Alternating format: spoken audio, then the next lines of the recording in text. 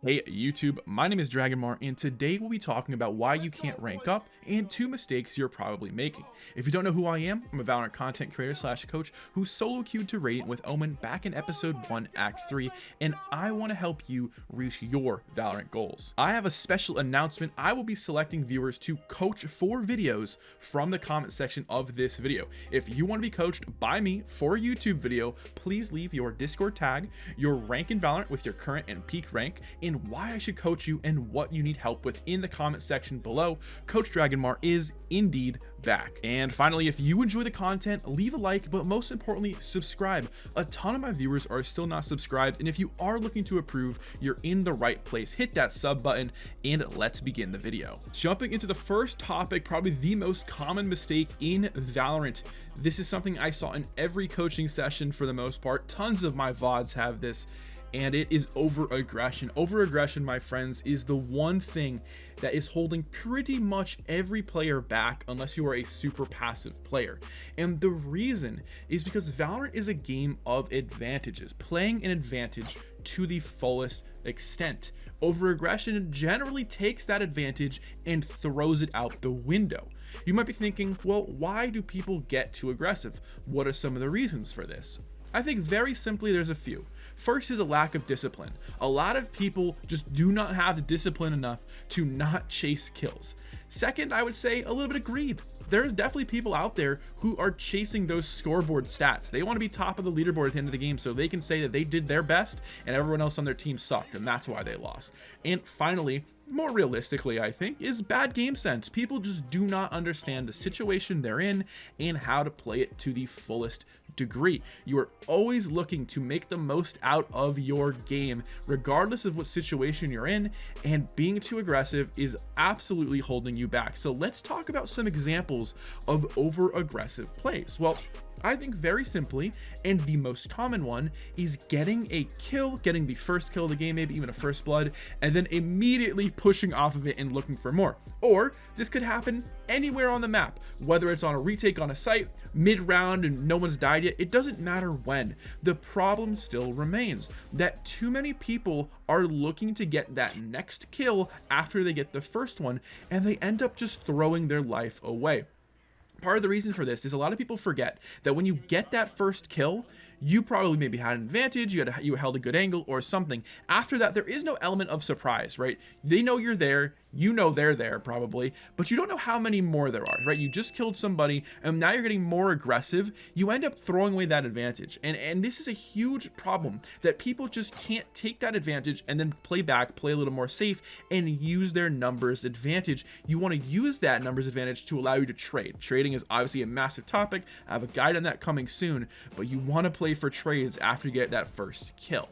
The next thing is playing too aggressive on post plant. This happens for both attackers and defenders. It is something that a lot of people need to work on. Now, there are absolutely situations where you want to be aggressive. One of that is when the enemy controls has no map control around that plant site. Maybe they got caught off guard, they're on the opposite site. It's definitely okay to push up and look for kills. But the biggest problem that I see is oftentimes the attackers, once they get a plant down, they will immediately push into CT where rotates are coming.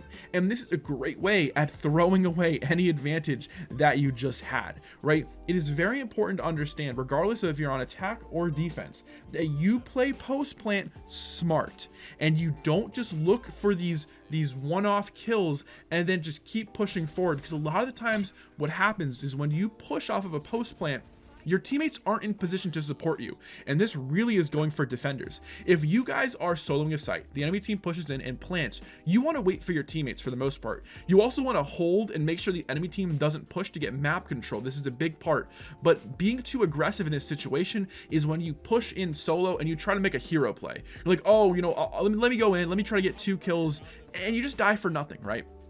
Wait for your teammates and use those teammates' abilities to help you retake. And the same goes for when you plant and you're on attack. You want to wait for your teammates to get in a position to make sure you have the support there. The next over-aggressive kind of play is playing the wrong agents and being far too aggressive on them. Now, this goes mainly for duelist players who somehow find themselves on like sentinels or smokes or something. Obviously, the one sentinel that really gets away with aggressive plays right now is chamber, but regardless, you need to make sure you're playing the right agent if you want to be aggressive.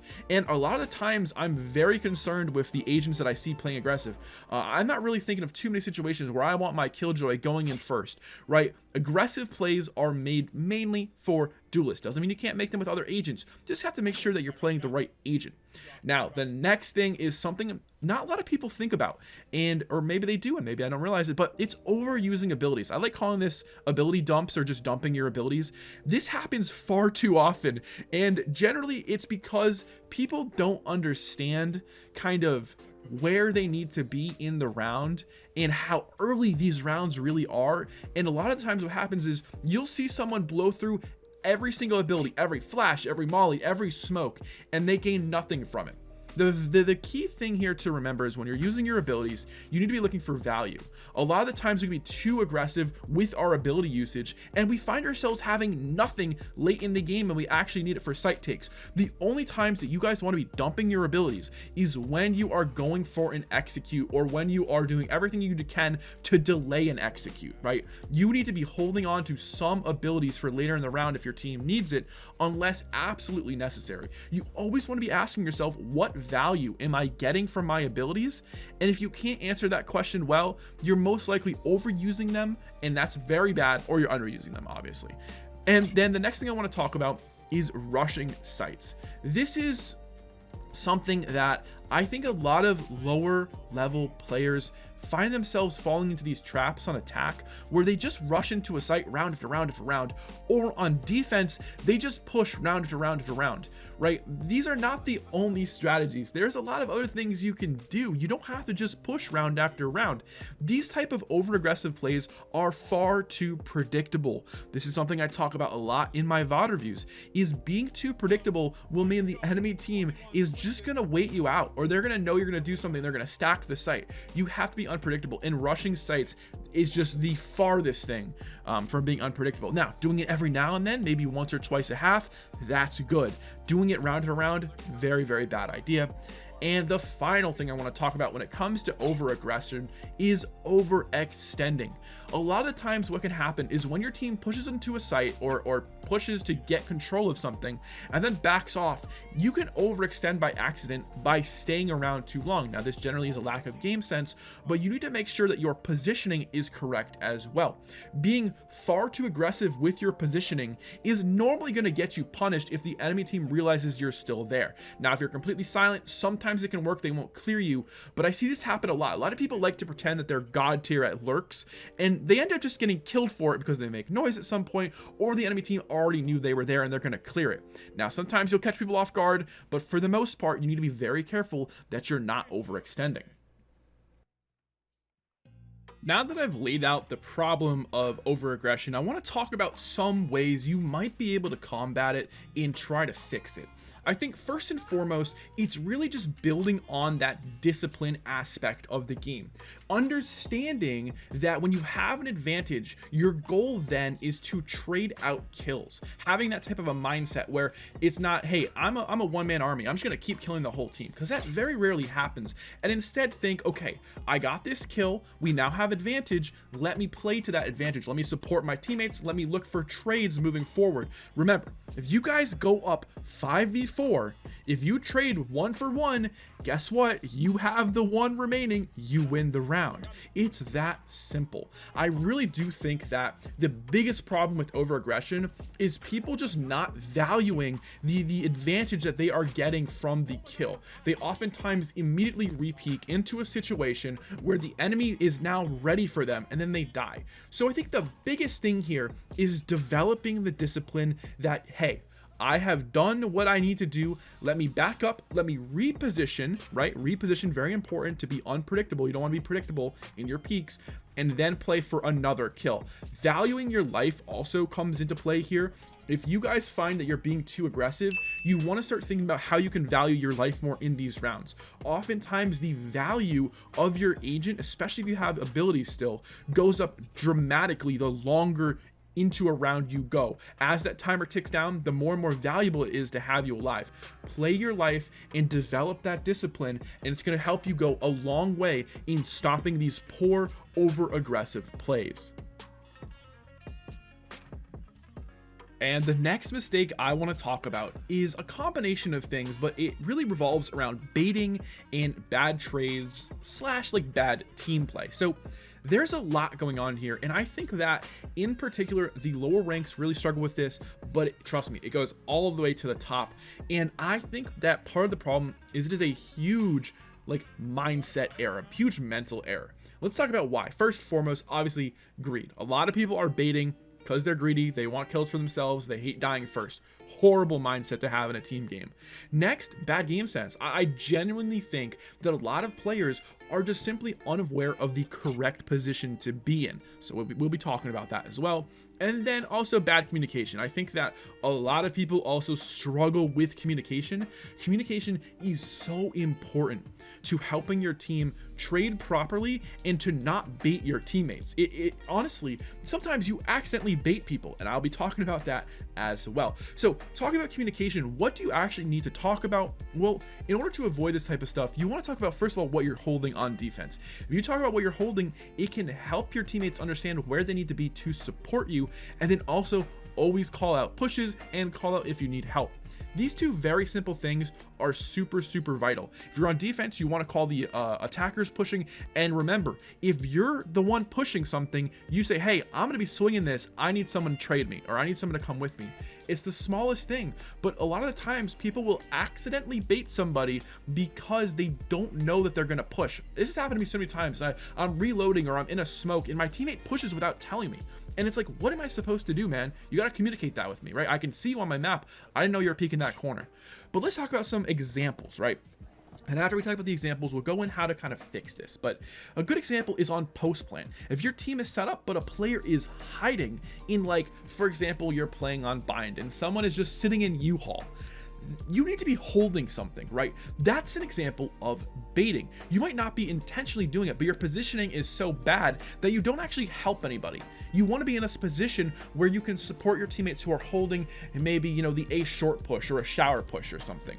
The next would be if you're entering into sight and there is no follow-up, no one's behind you, that is baiting. Now, you absolutely want to be holding angles for your teammates, right? If someone jumps into bind on B site from hookah, right? There's a lot of angles going on. Someone does generally want to stay in hookah and hold certain angles as that person clears, but everybody can't do that. So trust me, people are absolutely baiting.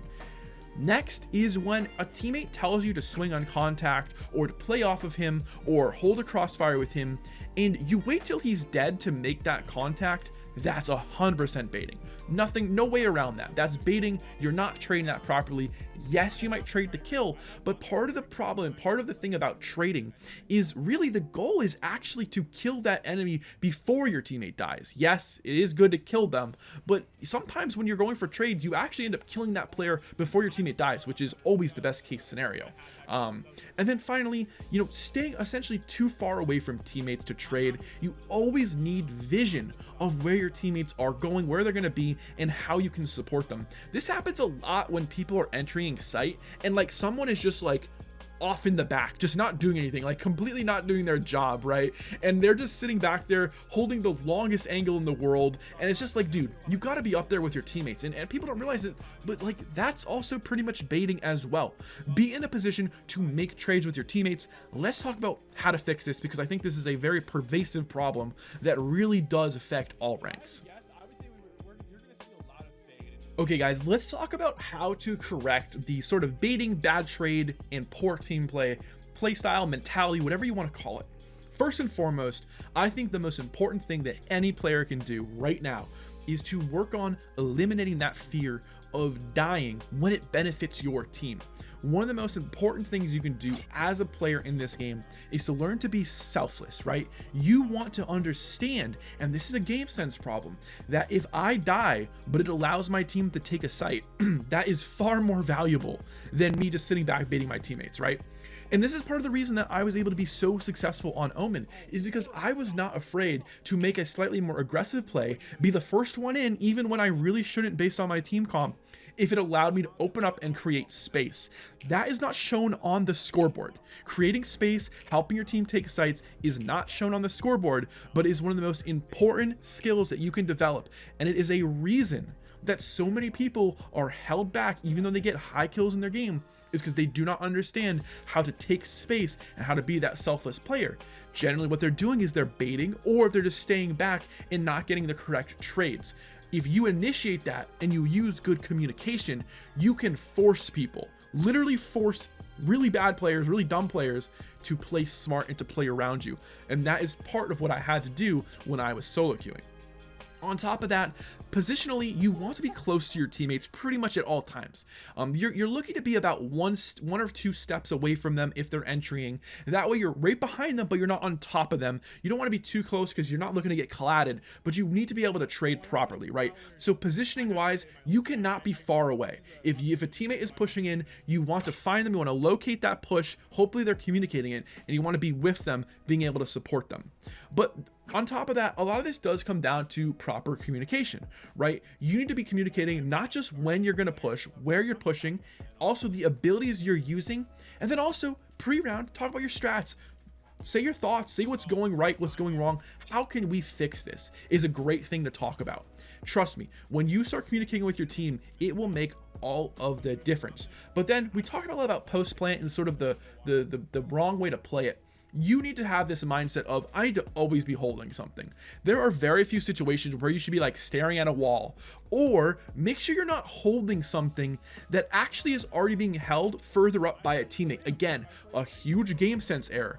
If a teammate is holding a position further up that even prevents that enemy from getting to your position, you need to recognize that. So big thing here, check the minimap, check where your teammates are positioned, and then position off of that specifically for post plants. If you do these things, you can really help yourself get out of that bad baiting mindset and into a more proper, how do I trade, how do I be a better team player mindset? And that's massive if you're looking to rank up.